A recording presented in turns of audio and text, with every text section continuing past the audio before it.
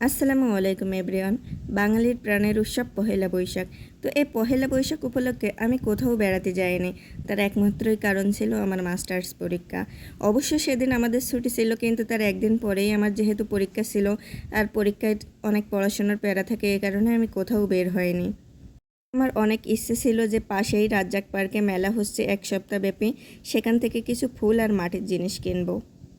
এখানে একটি মাটির হাঁড়ি আমার খুবই পছন্দ হয়েছিল। তো ছোট্ট হাঁড়িটা 400 টাকা দাম চেয়েছিল।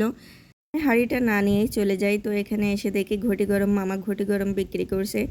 তো এখানে ঘটি গরম মামার হাতের ঘটি গরম দিয়েই খাওয়া দাওয়া শুরু করে দিলাম। মেলায় বিভিন্ন রকমের জিনিস এসেছিল। তো আমি সব কিছুই অল্প অল্প করে ট্রাই করছিলাম। আমি পরীক্ষা দিয়ে এসেই সাথে সাথে মেলায় চলে গিয়েছিলাম, কারণ আজকেই মেলা এখানে শেষ দিন ছিল। নখে এখনও কলমের কালি লেগে আছে। তো এখানে আমি চটপটিটা অর্ডার করছিলাম। চটপটিটা খেতে খুবই বাজে ছিল, আমি একটুও খেতে পারিনি। তো এরপরে এসে লেবুর শরবত খেলাম। আর এখানে যে বাচ্চাটা বসেছিল খুবই কিউট একটি বাচ্চা, তার বাবার ভ্যানের উপরেই বসেছিল, শান্ত টাইপের। তো এটা খাওয়ার পর আমি চলে গিয়েছিলাম আইসক্রিম খেতে। তো আমি এখানে সেলফি আইসক্রিম নিয়েছিলাম, আর আপনাদের ভাইয়া নিয়েছিল কুলফি আইসক্রিম। গুলো খাওয়ার পর আমরা আবার মাটির হাঁড়ির দোকানে চলে গিয়েছিলাম। তো এখান থেকে আমি একটা মালসা কিনলাম সুন্দরভাবে মাছ ধোয়ার জন্য, আর একটা থালা নিয়েছিলাম।